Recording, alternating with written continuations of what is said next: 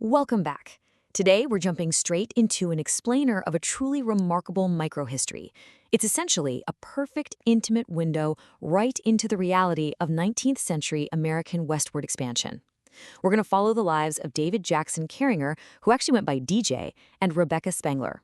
Their incredible 50-year marriage spanned 4 different states, absolutely unimaginable natural disasters, immense personal heartbreak, and the ultimate relentless pursuit of the American dream. As we unpack their historical biographies, you're going to see exactly how this one family completely embodied the endurance of the frontier era. Okay, let's dive into this. I really want you to stop and think for a second. What does it actually take to pack up your entire life and start completely over? And I mean, not just once, but multiple times. Back in the 1800s, there was absolutely no safety net, no guarantees whatsoever. For families like the Carringers, the decision to migrate into the wild, unpredictable American frontier required an immense amount of courage.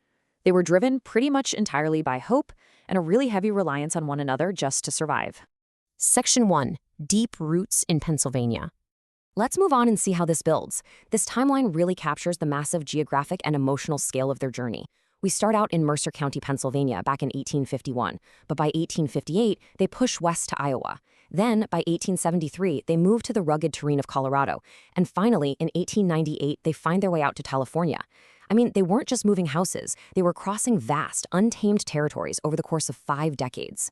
Now, their union was actually forged in the fires of early tragedy. In July of 1851, Rebecca's father, Daniel, died completely unexpectedly and without a will. This sudden loss totally fractured her family's comfortable farming life. They had to sell off land to cover debts, which thrust 19-year-old Rebecca into immediate, scary independence. Just 3 months later, on October 16th, she married her 23-year-old neighbor, DJ Carringer. Now, DJ was a skilled carpenter and joiner, a super practical trade for the era, for sure. And they wasted no time building a life together, welcoming their sons Harvey in 1852 and Henry right after in 1853. Section 2. The Harsh Iowa Frontier. And this brilliantly illustrates exactly what frontier survival demanded. We pulled these specific numbers from an 1870 agricultural census in Washington County, Iowa. DJ had transitioned from carpentry into farming just to support the growing family. From a pretty modest 40-acre farm, they were pumping out 452 bushels of wheat, 400 bushels of corn, churning 200 pounds of butter, by hand obviously, and tending to horses, cows, and swine. But the wildest part? Look at the bottom left. No hired workers. Every single ounce of that $685 annual yield came from the backbreaking sunup to sundown labor of DJ, Rebecca, and their teenage sons. Which brings us to a really critical question, right? Could hard work alone actually conquer the American frontier? If you put in the physical labor, were you guaranteed safety and success? Well, as the Carringers were about to find out in devastating fashion, the cruel unpredictability of the West really did not care how hard you worked.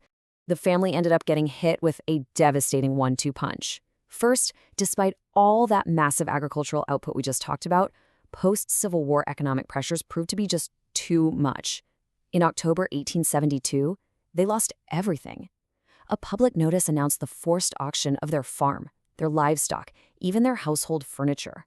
Their Iowa dream completely collapsed financially. Then, just months later in May 1873, a massive tornado tore right through Washington County. Rebecca had actually sought shelter in a cellar with friends, but the storm was so violent it blew the house away entirely, sucked them out of their underground refuge, and threw them across the ground. Rebecca was knocked out cold, but in a true testament to her endurance, she miraculously survived.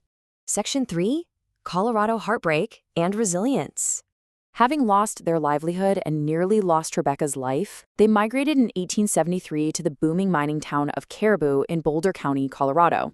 But among all the trials they faced, this was undeniably the darkest. Back in 1858, while they were still in Iowa, they had welcomed a daughter named Ioiwa. But the harsh conditions of the frontier eventually took their toll. On June 8, 1874, shortly after they arrived in Colorado, their beloved daughter Effie passed away. She was only 15 years old.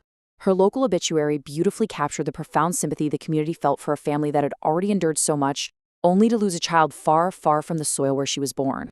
Now, what's really interesting about DJ's career trajectory here is how it captures the sheer adaptability required to survive these continuous hardships. DJ was clearly not a man who gave up. After Effie's tragic death, the family relocated from the mining camp down to Boulder proper. While DJ initially went back to his roots as a carpenter and joiner, he recognized that he was aging out of that kind of heavy physical labor. So by 1885, at the age of 56, he completely pivoted. He became an established fruit grower in the fertile Boulder Valley. This ability to just constantly adapt, from carpenter to farmer to carpenter again to fruit grower, was absolutely essential to the American pioneer spirit.